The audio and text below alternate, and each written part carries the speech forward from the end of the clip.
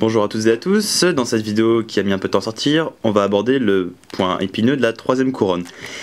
Donc maintenant que vous avez vos deux premières bandes de fait, la croix jaune de fait, l'étape suivante ça va être de placer les 4 coins restants aux bons endroits. Je m'explique, la méthode est très simple. Vous allez d'abord en repérer deux côte à côte qui partagent une couleur. Alors voyons voir, ici par exemple, vous voyez, là j'ai du bleu, là j'ai du bleu, ils sont côte à côte. Peu importe là où se trouve le bleu, il peut être ici, ici ou ici, c'est pas grave. Du moment que les deux coins sont côte à côte et qu'ils ont du bleu. Ce qu'on va faire pour voir s'ils sont à la bonne place, on va les mettre sur la face bleue qui est ici. Hop. Donc vous voyez, là on voit directement qu'ils ne sont pas à la bonne place justement. Là j'ai du bleu orange. Or ce coin là devrait être le bleu rouge. Jaune évidemment, donc bleu, orange, jaune. C'est le bleu, rouge, jaune que j'ai besoin, dont j'ai besoin, et il est ici. Bleu, rouge, jaune. Donc en fait, ce coin-là et ce coin-là sont à inverser. Ils ne sont pas à la bonne place.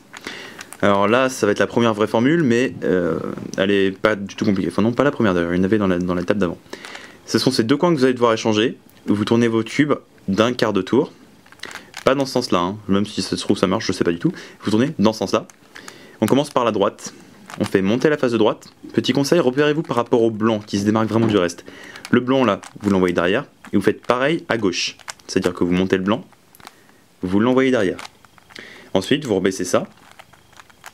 Vous remettez le petit blanc que vous avez envoyé derrière là et vous abaissez. Petit mémo, il ne faut pas oublier de faire 2 tours en haut. C'est important. Donc là, vous voyez mes deux coins avec du bleu. Là, ils sont à la bonne place. C'est-à-dire que j'ai le bleu orange à l'intersection du bleu orange. Le bleu rouge, ici, tout est bien. En face, alors oui, quand vous avez deux couleurs côte à côte, ici, par exemple les deux bleus, sur le Rubik's Cube, la couleur opposée au bleu, ce sera le vert. Donc si j'ai mes deux bleus ici, c'est-à-dire qu'en face, j'aurai obligatoirement mes deux verts. C'est toujours comme ça. Si j'avais eu deux rouges, en face, j'aurais eu deux oranges. Souvenez-vous, le rouge est opposé au orange, et ainsi de suite. Donc en face, j'ai mes deux verts. Ils sont directement bien placés et bien orientés, ce qui n'a absolument aucune importance, en fait. Bon, presque pas, on va dire. Donc là, vous voyez, ça se voit clairement qu'ils sont aux bons endroits. Bon, ce serait un peu trop simple si je m'arrêtais là. Hop. Donc là, vous avez vu, j'en ai juste échangé un couple d'arêtes qui était mal placé. Là, c'est la même situation. Vous remarquez que mon bleu-orange n'est pas au bon endroit. Mon bleu-rouge n'est pas au bon endroit. Seulement, mon vert-rouge n'est pas non plus au bon endroit. Et mon vert-orange, tout pareil. Donc là, ce sont les 4 qu'il faut que j'échange. Ça sert à rien de le tourner comme ça. Vous voyez que là, par exemple, j'ai mon vert-rouge qui est en place. En face, j'ai mon bleu-orange qui est en place. J'ai ces deux-là qui sont faits. Mais celui-là et celui-là restent à faire. Donc ça ne sert à rien. Vous faites ma méthode, c'est-à-dire que les deux côte à côte avec une couleur en commun sur la face de cette couleur, et vous regardez s'ils sont à la bonne place. S'ils ne sont pas, bah vous faites la formule. Donc c'est-à-dire que c'est ces deux-là qu'il faut que j'échange. Je tourne d'un quart de tour. Hop. Je monte le blanc ici. J'envoie celui-là au coin. Je monte ça. Je l'envoie au coin en faisant revenir celui-là. Je rabaisse le blanc, je fais revenir et je rabaisse le blanc. Je fais tourner 2 fois. Vous pouvez constater que mes verts se sont mis en place. Vert, rouge, vert, orange, tout est bien. Alors il me reste mon bleu orange qui doit aller ici et le bleu rouge ici qui doit aller ici. Donc il faut que je les échange, toujours pareil. Je tiens mon cube comme ça parce que c'est ces deux-là que je vais échanger. Je fais un quart de tour, je monte à droite, pardon. Je monte à droite, j'envoie ce blanc là au coin, je monte à gauche, je l'envoie au coin, je fais descendre le blanc, je fais revenir, et je fais descendre le blanc. Et donc, j'oublie pas de tourner 2 fois surtout, et voilà, tous mes coins sont en place, même s'ils sont pas bien orientés, hein, qu'on se comprenne bien, l'important c'est pas que le jaune soit ici, l'important c'est qu'il soit à la bonne place. Pour mettre le jaune au bon endroit, ce sera après. Donc là, ça va être une formule, je retiens sous forme de petite comptine, en fait, c'est à force de la dire. Vous allez alterner les mouvements, un sur la face de droite, un sur la face du haut, toujours ça. Alors la formule, je vais la dire vite fait, vous inquiétez pas, je vais la détailler. Je monte, je tourne, je baisse, je tourne, je monte, je tourne 2 fois, je baisse, je tourne 2 fois. Ou non, ça rentre super facilement en tête. Donc il y a plusieurs cas de figure possibles une fois que vous aurez placé tous vos coins. Soit vous avez ça, moi j'appelle ça la flèche si vous voulez, parce qu'on distingue grosso modo une flèche. Important, pour appliquer les formules que je vais vous apprendre, faudra faire pointer la flèche vers la gauche. C'est-à-dire que si vous tenez votre cube comme ça quand vous ferez la formule, ça n'aura pas le même effet. Ni comme ça, ni comme ça. Quand vous avez la flèche, vous la prenez de manière à ce qu'elle tourne vers la gauche, et vous appliquez la formule que j'ai dit un peu vite, en alternant la face de droite et la face du haut. Je monte, je tourne, je baisse, je tourne, je monte, je tourne 2 fois, je baisse, je tourne 2 fois. Alors certes, vous avez l'impression d'avoir perdu au change parce que vous en aviez un là qui n'est plus là. Vous pouvez vérifier que les coins sont bien en place. Évidemment, si je vous apprenais une formule qui détruisait ce qu'on vient de faire, ce serait un peu bête. Là, tout ce qu'il va falloir faire, c'est juste répéter la même formule. Alors quand vous avez ce cas de figure là avec un coin en bas à gauche, que vous pouvez avoir directement, sans forcément passer par l'étape où vous avez la flèche. Vous pouvez directement tomber comme ça. Quand vous avez le coin en bas à gauche, c'est la même formule. Il faut bien le prendre en bas à gauche, hein, pas en haut à gauche, ni... Voilà, vous me comprenez. En bas à gauche. La même formule en alternant la face de droite, la face du haut. Je monte, je tourne, je baisse, je tourne, je monte, je tourne 2 fois, je baisse, je tourne 2 fois. Là, vous vous dites que rien n'a changé. Si, les faces blanches, en fait, tournent dans le sens des aiguilles d'une montre. Les faces jaunes, pardon. Bon, c'est pas vraiment important, mais vous voyez, celle-là, au tour d'avant, elle était ici. Maintenant, elle est ici. Si je répète encore une fois la formule, elle va se retrouver ici. Celle-là, pareillement, va monter ici, et celle-là, ici. On vérifie, toujours le coin jaune en bas à gauche. Je monte, je tourne, je baisse, je tourne, je monte, je tourne 2 fois, je baisse, je tourne 2 fois. Donc j'ai ma face jaune, j'ai mes coins bien en place, et il me reste les arêtes centrales à placer. Bon, c'est pas dur du tout, hein, vous inquiétez pas, je vais apprendre comment faire. Alors là, je suis simplement en train de défaire pour vous montrer les autres cas de figure. Qu'est-ce que c'est utile de les savoir? Voilà. Celui où vous avez juste la croix jaune, les coins au bon endroit. Mais donc, comme je le disais, juste la croix jaune. Là, il va falloir vous repérer par rapport aux faces jaunes. Il y a 2 cas de figure. Soit, alors là, je prends ces deux-là. Il y a le cas de figure que j'ai actuellement, que je vais détailler, et celui aussi où j'ai 2 faces jaunes là, et en face les mêmes. C'est pas le cas là. Là, vous voyez, j'en ai une à gauche, une en haut, une à droite, une en haut. Alors je le tiens comme ça, effectivement, les 2 jaunes vers le haut. Les 2 côte à côte. Faut pas que je tienne comme ça, les 2 côte à côte vers la gauche. Non, c'est les 2 côte à côte vers le haut. Et j'applique la formule. Je monte, je tourne, je baisse, je tourne, je monte, je tourne 2 fois, je baisse, je tourne 2 fois. Donc vous voyez, je suis dans le même cas de figure que tout à l'heure. En bas à gauche, je monte, je tourne, je baisse, je tourne, je monte, je tourne 2 fois, je baisse, je tourne 2 fois. Voilà, j'ai toujours mes arêtes centrales à placer, ma face jaune qui est faite, c'est merveilleux.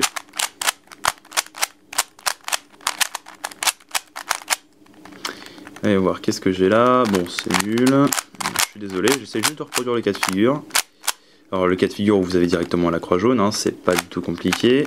C'est la même formule. C'est toujours la même formule, hein, faut vraiment pas se casser la tête. Le cas de figure où j'ai la flèche, je la fais bien pointer vers la gauche. Là, c'est normal si je le fais vers la droite, c'est parce que vraiment, j'essaye pas de finir, j'essaye juste de reproduire le cas de figure qui ne veut pas venir, et ça va m'énerver. Bon, zappez un petit peu plus loin, voilà, bon, ça c'en a un autre, excellent. Celui où vous avez la croix et en diagonale. Alors là, il faut aussi se repérer par rapport à la face jaune. Vous allez devoir tenir un coin vide en bas à gauche, donc pas comme ça, ce sera soit celui-là, soit celui-là, avec la condition que la face jaune devra être vers vous. Donc vous voyez là, il est à gauche, c'est tout, pas bien. Donc un coin vide en bas à gauche, avec la face jaune devant moi. La même formule, je monte, je tourne, je baisse, je tourne, je monte, je tourne 2 fois, je baisse, je tourne 2 fois. J'ai ma croix avec mon coin, je le prends en bas à gauche, je monte, je tourne, je baisse, je tourne, je monte, je tourne 2 fois, je baisse, je tourne 2 fois. Encore une fois, je monte, je tourne, je baisse, je tourne, je monte, je tourne 2 fois, je baisse, je tourne 2 fois. Vous allez voir, au bout d'un moment, cette formule, elle va vous rentrer dans la tête, vous ne pourrez même plus vous la sortir. Bon, je vais peut-être directement vous expliquer le cas de figure restant. Bah non, voilà, je l'ai fait. Ça, c'est un timing de ouf. C'est quand vous avez 2 faces jaunes, l'une à côté de l'autre. Sauf que contrairement au cas précédent, les 2 restantes ne seront pas à gauche et à droite, elles seront en face. Donc j'ai mes 2 faces jaunes ici et mes 2 faces jaunes ici. Là, vous le prenez comme ça en fait. C'est-à-dire les faces sur le côté, pas devant et derrière. Les faces jaunes sur le côté. Je peux tout aussi bien le tenir comme ça que comme ça. Pas comme ça. Il faut bien que j'ai du jaune ici, donc ce sera comme ça. La formule, je monte, je tourne, je baisse, je tourne, je monte, je tourne 2 fois, je baisse, je tourne 2 fois. Mon coin jaune en bas à gauche, je monte, je tourne, je baisse, je tourne, je monte, je tourne 2 fois, je baisse, je tourne 2 fois. Vous voyez, hop, j'ai ma face jaune, j'ai expliqué tous les cas de figure. On va passer à la dernière étape, c'est-à-dire résoudre les arêtes centrales. Là, il y aura 2 cas de figure, soit celui-là, où vous avez tout faux, en fait, vous n'avez aucune de bonne. Dans ce cas-là, vous partez de n'importe laquelle. Admettons, je vais partir de celle-là, tiens, arbitrairement. Vous lui faites faire un demi-tour. Hop, vous la mettez tête en bas. Et le but, ça va être de coordonner les couleurs ici et ici. Mais pas avec ce cube-là exactement, ce serait trop facile. Ce sera avec un cube des côtés adjacents. C'est-à-dire que je vais opérer une rotation de la face du haut, qui va devoir m'amener à avoir une coordination des couleurs ici. Là, vous voyez que c'est pas le cas, j'ai du bleu et du vert. Donc ce ne sera pas une rotation dans ce sens-là, ce sera dans ce sens-là. J'ai du bleu. Je recommence, hein. Je suis désolé si je détaille trop, mais je préfère être lourd. Je prends n'importe laquelle, quand je n'ai aucune de bonne. Hop, un tour complet. Je m'arrange pour coordonner les deux couleurs là en faisant un tour de la face du haut. Pas avec celui-là parce que ça fait vert. Avec celui-là, ça fait bleu. Dans un autre cas de figure, ça pourrait être en tournant dans l'autre sens. Hein. Ensuite, vous abaissez à gauche, vous abaissez à droite. Vous refaites un demi-tour pour lui mettre la tête en haut. Vous montez le blanc et le jaune. Hop. Et le but, ça va être de remettre le blanc ici. Donc, c'est-à-dire, vous le remettez comme ça. Et un demi-tour. Donc, vous voyez, j'ai fait ma face bleue. Il m'en reste 3 de fausses. Les 3, je vais les résoudre en un seul coup. Hop, comme ceci. Alors oui, quand on en a une de faite, on la prend tout au fond, derrière nous. C'est-à-dire à gauche, à droite et devant, font qu'on en ait des mal faites. C'est la même formule. Un demi-tour pour lui mettre la tête en bas. Je m'arrange pour coordonner les deux couleurs ici avec un des cubes des faces adjacentes. Donc pas celui-là parce que c'est orange-vert, mais celui-là parce que c'est vert-vert. J'abaisse le blanc, j'abaisse le jaune. Un tour complet. Un demi-tour, pardon, pour lui remettre la tête en haut. Je remonte le jaune et le blanc. Et je remets le blanc en place, c'est-à-dire que je le remets devant moi. Et un tour complet. Voilà, si vous avez suivi toutes ces étapes, vous avez fini. Alors, il peut arriver quelque chose d'assez embêtant. Je vais vous expliquer. Je ne saurais même pas si je vais réussir à le reproduire en fait. Donc je dis que je vous expliquer assez pompeusement, mais ça se trouve non. Bon, enfin bref. C'est le cas où, en fait, c'est... Vous avez votre face, et peu importe si vous tournez à gauche ou à droite, les deux couleurs ne sont pas coordonnées. Alors en fait, ça arrive uniquement parce que vous avez par exemple votre face rouge. Voyez, vous avez par exemple ce cas-là, du orange, mais au milieu c'est du rouge. Alors c'est normal que vous ne puissiez pas coordonner les deux couleurs-là, en admettant bien sûr que celle-là ne soit pas faite. Hein. On part du principe où les 4 sont défaites. C'est normal que vous ne puissiez pas coordonner ces deux couleurs parce qu'en fait le cube orange il est à l'exact opposé. Bon sur mon cube c'est pas vrai. Ah ça m'énerve, faudrait que je vous montre. Sur mon cube c'est pas vrai. Donc quand c'est comme ça, quand même en tournant à gauche, à droite, au milieu, travers, tout ce que vous voulez, vous n'y arrivez pas, vous vous cassez pas la tête, vous prenez n'importe lequel. Alors je vais faire une petite coupure pour essayer de me mettre dans la bonne situation. Voilà, donc désolé pour l'interruption, j'ai réussi à refaire ce que je voulais. Donc comme je vous l'ai dit, je fais la formule en faisant un demi-tour. Que je tourne de la droite ou de la gauche, j'arrive pas à coordonner. C'est tout à fait normal, car orange et rouge sont des couleurs opposées. Donc le cube orange que vous cherchez à mettre ici est en face. C'est le même raisonnement pour vert et bleu, qui sont des couleurs opposées sur le cube. Donc là, un demi-tour. Je fais tourner n'importe où. Hop, de la droite comme de la gauche, ça n'a aucune incidence. Donc je fais de la droite, je baisse le blanc, je baisse le jaune. Je refais un demi-tour, je monte le jaune, je monte le blanc. Je remène le blanc devant moi. Et un demi-tour. Et donc là, j'en ai fait une que je prends tout au fond, je ne veux pas la voir. Un demi-tour pour lui mettre la tête en bas. Je vais coordonner les deux verts ici, donc ce ne sera pas venant de la gauche parce que c'est du orange, ce sera venant de la droite. Et oui, c'était compliqué. Je fais baisser le blanc, je fais baisser le jaune. Un demi-tour, je remonte le jaune et je remonte le blanc. Hop, je ramène le blanc devant moi. Un demi-tour et c'est bon. Mon cube est résolu. Si vous avez tout bien suivi, vous avez pu résoudre le vôtre.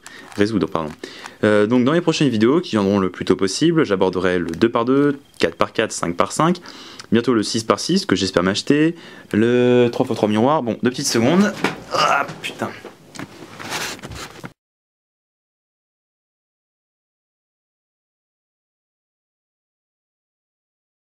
Alors vite fait, une petite collection perso que je vais aborder, le 4x4, qui est plus simple qu'il n'y paraît, mais très intéressant, car un peu différent du 3x3. Le 2x2, qui paraît simple, mais la résolution par laquelle je passe emploie une longue formule, c'est assez pénible. Le 3x3 miroir, architecte, qui change de forme quand on le mélange, c'est assez infernal et ça fait mal aux yeux à cause des flashs. Coucou, vous me voyez. Le Square One, que j'ai toujours pas réussi à résoudre, parce que j'essaie de ne pas chercher les solutions sur internet. Donc celui-là, quand vous le mélangez, bah, c'est plus un cube. Et je peux continuer le raisonnement comme ça en continuant, enfin bref, c'est complètement infernal mais extrêmement intéressant. Le Pyraminx, qui est vraiment pas compliqué, ça prend 30 secondes à tout casser. le Floppy, que j'ai eu de la part de ma petite sœur pour Noël. Si quelqu'un sait comment bien le mélanger, ça m'intéresse parce que moi j'y arrive pas et du coup c'est trop facile. Le 3x3, sans déconner, je vous le présente ou pas? Le 5x5, qui est très impressionnant. Le 6x6 l'est encore plus, c'est pour ça que je vais me l'acheter, évidemment, bien sûr. Parce que je fais ça que pour me la ramener, hein, c'est normal. Comme dirait mon prof de philo. Ça c'est quoi? Ça c'est un Megamix, qui est franchement cool. C'est assez sympa et différent du 3x3, donc en plus il a des très jolies couleurs. Voilà, ce sera pour une prochaine suite de vidéos. Merci à tous de m'avoir suivi et à la prochaine.